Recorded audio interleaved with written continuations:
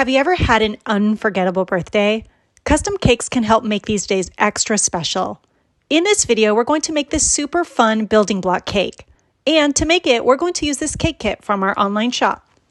Hi friends, welcome back to Cake Couture Love, where we create content, inspiration, and products that empower cake artists all over the world.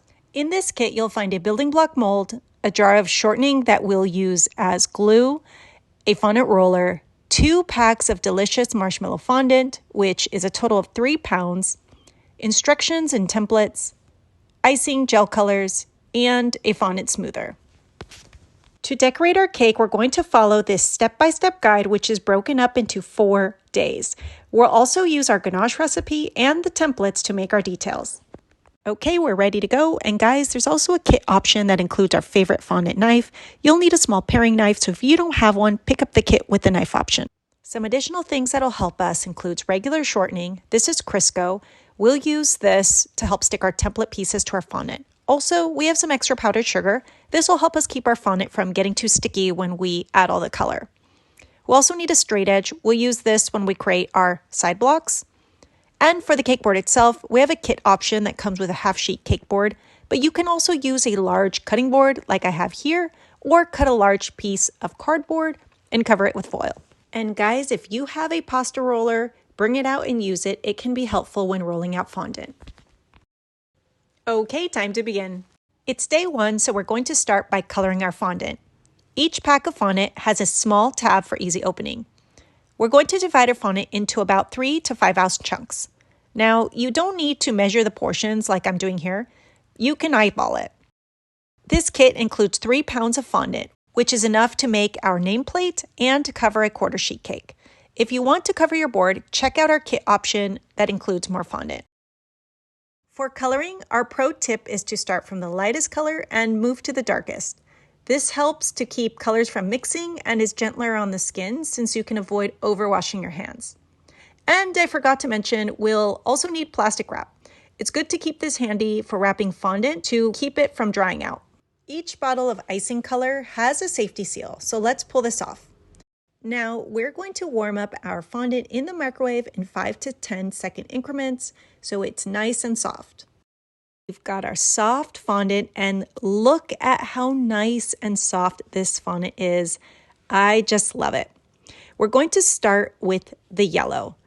Now guys, this can get a bit messy, but it cleans right up. I colored directly on my engineered quartz countertop or Corian cutting board, and it always wipes right up.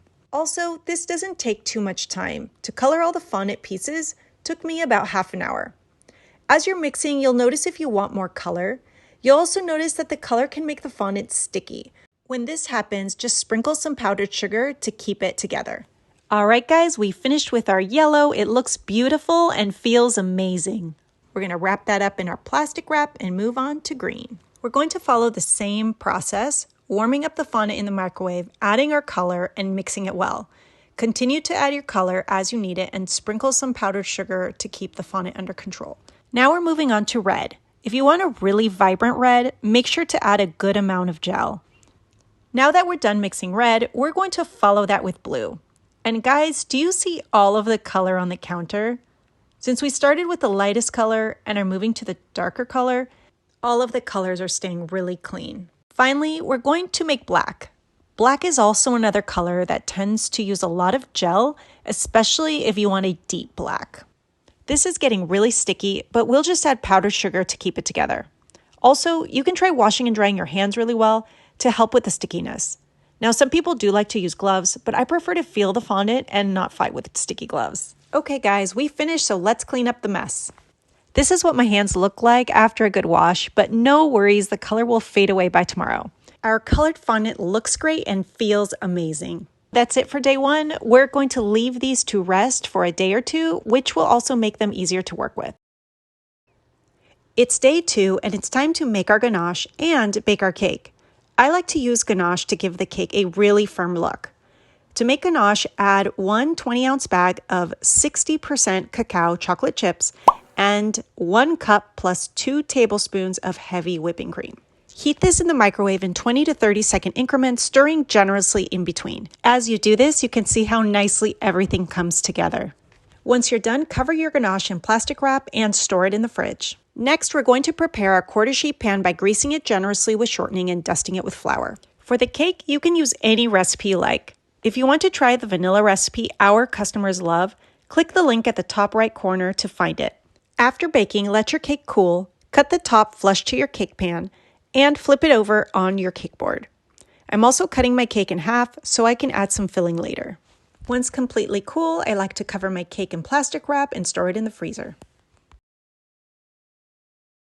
It's day 3 and it's time to make all of the fondant details. We're going to start with the nameplate. To make the name, roll some white fondant thin and set it aside. Use the text template to cut every letter that you like. Next, apply a thin layer of Crisco shortening on your fondant so your letters can stick well. Then cut, peel off the template, and shape your letters gently with your hands or tool. Now that our letters are ready, it's time to make the rest of the nameplate details. To do this, we're going to roll out some yellow, red, and black. And for all this rolling, don't forget, pull out your pasta roller if you have one. Next, we're going to put a layer of our thick shortening glue on our black fondant and place our letters. Now guys, before we cut this black fondant, it's always a good idea to wait about 10 minutes or so, just like we did with the white letters. This allows the fondant to become more firm, giving you a cleaner cut and making the fondant easier to work with. We now gave our text a black border. We're going to clean the edges up a bit and it's time to add the yellow. On the rolled yellow fondant, apply a thin layer of shortening glue and place your text in the middle. Wait another 10 minutes or so and cut it around your black border to get a thin yellow border. And guys, if you've made it this far, now you're going to start seeing this project come to life.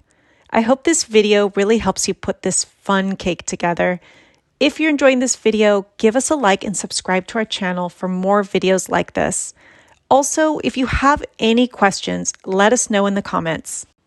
Now that we've finished our text, apply shortening glue to your red fondant, place your text on top, and use a straight edge to cut a rectangle around it. Also, if you have a pizza cutter, use it here. It will make cutting really fast and easy. Okay, we have our beautiful nameplate and we're ready to place it on some black for the backing. I do like rolling this black backing out a bit thicker compared to what we used for the text border. I think this really gives the nameplate some nice weight and dimension. Similar to the other layers, we're going to add some shortening glue and cut the edges. I like using the straight edge and pizza cutter for this as well. Okay, our nameplate is done. We're going to clean that up a little bit. It looks beautiful, and we'll go ahead and set it aside for later. And now it's time to use our building block mold to make lots of little bricks. To make these, roll a small ball of fondant, press it firmly in your mold, cut it flush with your small paring knife, and gently peel it out. If you find that the fondant wants to stick to your fingers, just add some powdered sugar on top. This also helps make the piece much easier to cut. Now that we've made a number of pieces, I like to use straight edges to gently square them up. To help speed this up, you can try pre-rolling several small balls of fondant. I felt this really helped the process. To speed things up even more, we also have a mold that has 6 cavities. For this mold, I like to use it the same way as a single mold, cutting each piece flush as I fill each cavity. For easy removal, you can let the pieces firm a bit by waiting a minute or so, or using the freezer. Then, just like with our other mold, we simply peel each of the pieces out. Work to create all of the colored blocks you want, and make sure to square them up using a couple of straight edges. This will help you get a really square look. Okay guys, we did it! We created our nameplate and molded lots of building blocks. We'll cover these up with paper towel to help prevent any color fading just in case, and set these aside for tomorrow. All done with day 3. It's day 4 and it's time to bring out our chilled cake. To fill cake layers, I like to mark where the layers meet, remove the top layer, add a buttercream border, and add the filling.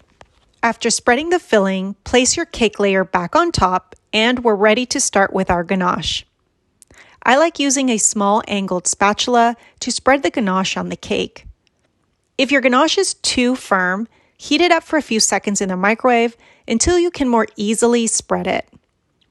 It doesn't take much heat to get the chocolate soft, so again, just a few seconds. I love using ganache for this building block cake because it gives the cake a really firm and sharp look. You can use buttercream as well, but I found that ganache results in a much cleaner look and stays firm throughout the whole decorating process.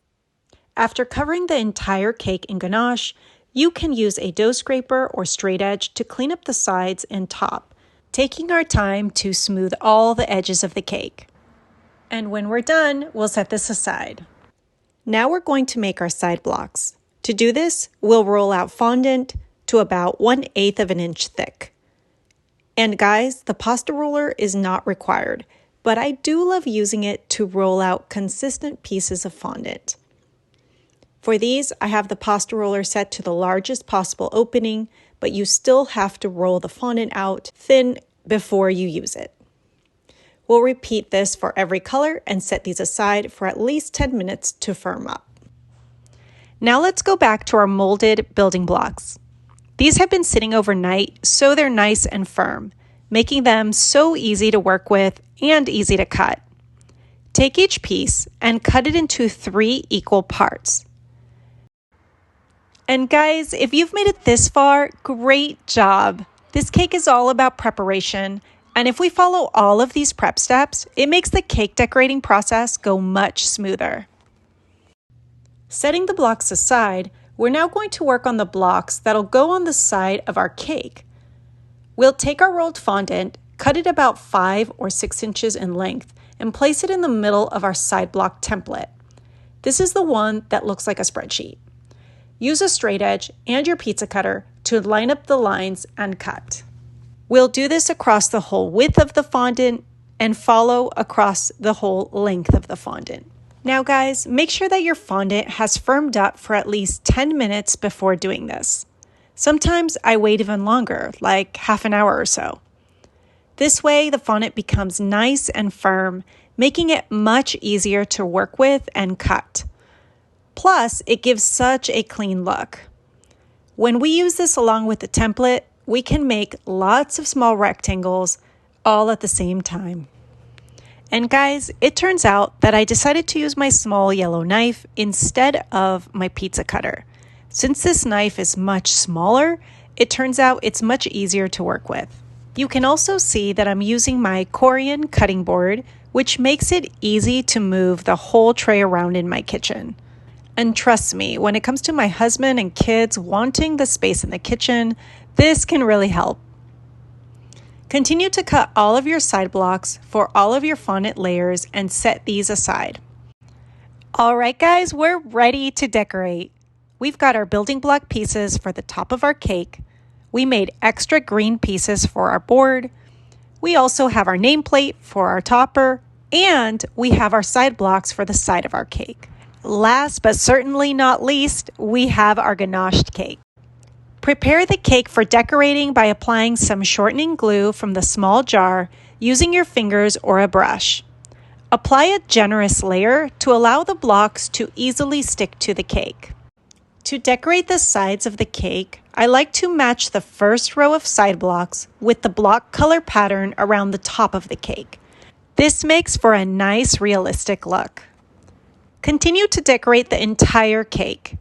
In general, I start with a border of blocks and fill the entire top. Then I match the first row of side blocks and work down the sides. You can also try alternating placement and colors and use extra pieces on the cake board to make the design super fun. Okay guys, congratulations, we did it! Check out all of the decorating we went through in that time lapse. One final extra step I'm going to take is to cut the edge of this cake board. I used a regular cardboard board that gets greasy, so I want to cut this greasy edge off. If you ordered our kit that comes with the board, no need to worry about this since those boards are grease-free. Okay friends, that wraps up our video. Thanks so much for decorating with me today, and thank you for your support as we work to bring you more fun cake designs for your special occasions. Happy cake decorating and see you next time. Bye.